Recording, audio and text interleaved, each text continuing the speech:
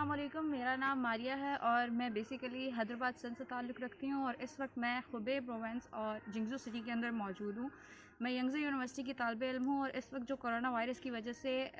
हालात बिगड़ रहे हैं, यहाँ पर बहुत ज़्यादा हालात ख़राब हो चुके हैं। यहाँ पे स्टूडेंट्स को कोई भी रेस्क्यू नहीं दिया जा रहा, कोई भी उनके लिए कोई भी खदमात पेश नहीं की जा रही, जिसकी वजह से स्टूडेंट्स जो हैं इस वक्त बहुत ज़्यादा मुसीबत में हैं। और यहाँ से हम लोगों का फ़िलहाल यही मुतालबा है कि हमें जितना जल्दी हो सके यहाँ से निकाला जाए ताकि हम इस वायरस की जद में आने से बच सकें।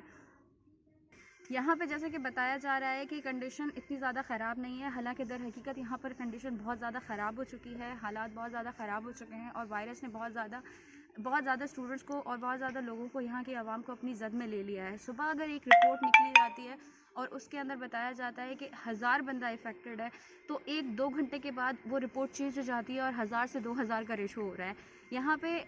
सिचुएशन बद से बदतरीन होती जा रही है। कोई इसको, ये लोग कह रहे हैं कि कंट्रोल कर लेंगे, लेकिन कोई भी ऐसा आसार नज़र नहीं आ रहा कि इस सिचुएशन जो है वो कंट्रोल की जाएगी।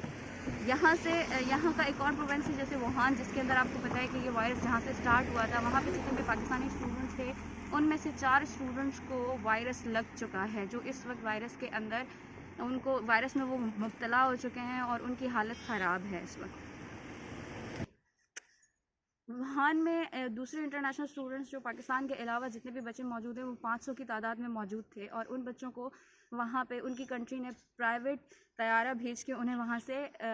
वापस अपने मुल्क में बुला लिया गया है। तो हमारी हुकूमत से ये गुजारिश है कि वो भी हमारे जो यूनिवर्सिटी है उसके अंदर उनकी तादाद जो इंटरनेशनल स्टूडेंट्स हैं उनकी इससे ज़्यादा है और पाकिस्तानियों की तादाद तो उससे भी ज़्यादा है। तो हमारी ये गुजारिश है कि हमें भी यहाँ से